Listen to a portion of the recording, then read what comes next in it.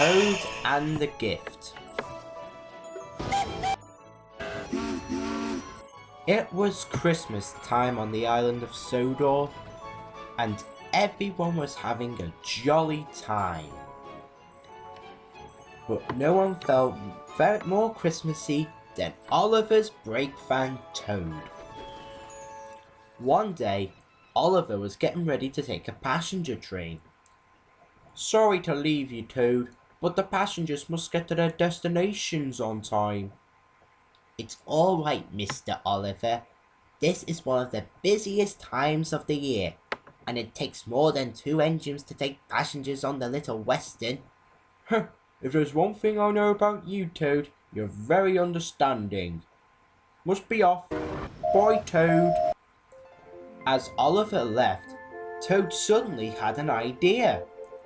"Mr. Oliver has been really useful through the year. I think I should give him a Christmas present." Then, Toad saw someone bumping some trucks. It was Edward, looking glum. "Oh dear, with the points frozen on my branch line, I really need something to do." "Excuse me, Mr. Edward." "Oh, hello, Toad. "You can help me, sir. What do you need help with?" I want to give Mr. Oliver a Christmas gift, but I can't move on my own, so can you be my engine, please?" "Of course I can." So Edward was coupled up to Toad, and they set off. Edward and Toad steamed down the tracks, and Toad looked for something to give to Oliver. Soon they stopped at a red signal. Then Stephen rolled up, and Toad spotted something on his flatbed. "What is on your flatbed, Mr. Stephen?" "A Christmas tree, Toad.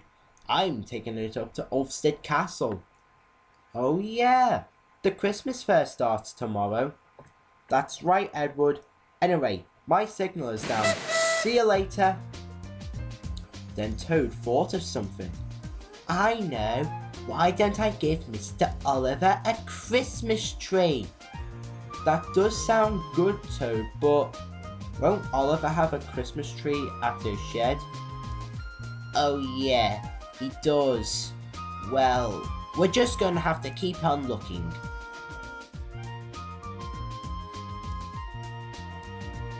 Edward and Toad kept searching along the tracks. Toad was sure he could find a gift for Oliver. Edward and Toad made a stop at the coaling plant. Henry was there, filling up his tender, and Dennis was shunting coal trucks. Once again, Toad had another idea. "Maybe I could give Mr. Oliver a loaded truck full of coal, so then he won't have to use the coal hopper." "I hate to doubt you again, Toad, but won't Oliver already be filling up his bunker with coal around Christmas time?" "Oh yeah, good point, Mr. Edward." "Don't worry, Toad. Keep on thinking." After filling up his tender, Edward and Toad started their journey once again. As they went on, Toad couldn't think of anything else. "Oh, I give up, Mr. Edward. I can't think of anything else to give to Mr. Oliver." "I know someone who can help us, Toad. Victor." "Of course. He may have something for me to give to Mr. Oliver." Edward and Toad arrived at the steamboat.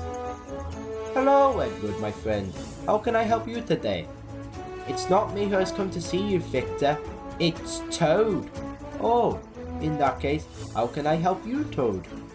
"Well, Mr. Victor, I want to give Mr. Oliver a Christmas present. I was wondering if you've had any ideas." "I have an idea." It was Kevin. "We have green paint. We're waiting for a shipment of new paint tomorrow, so you can take the remaining green paint with you." "Really? Thank you, Mr. Kevin." "Right then. Kevin, start loading the green paint into the nearby truck, please." "Yes, boss." Soon, Kevin had loaded up the paint and Edward was ready to leave. Thank you, Mr. Victor and Mr. Kevin. You're welcome, Toad. Hope Oliver likes the gift. Toad was excited to go back, that he called out to Edward, "Faster! Faster!" So Edward went faster, and faster, and faster. Then there was trouble. As Edward rounded the bend, Toad was coming down the same line as him. The signalman changed the point. But Edward hit the buffers and the barrels flew into the air and splattered down all over the snow. Luckily, no one was hurt, but green paint was all over the place. Oh no! Mr. Oliver's gift! It's ruined! Oh dearie me, I'm terribly sorry, Toad. It's okay, Mr. Toby. Are you okay, by the way, Mr. Edward? Yes, Toad. Come on, let's go and get help.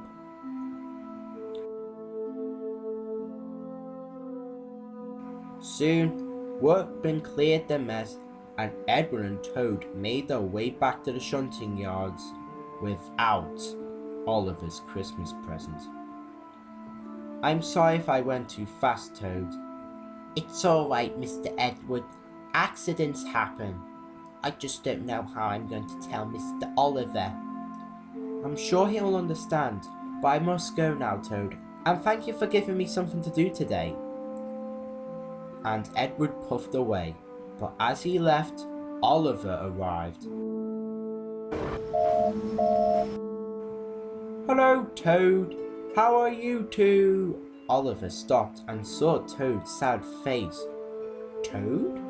What's the matter?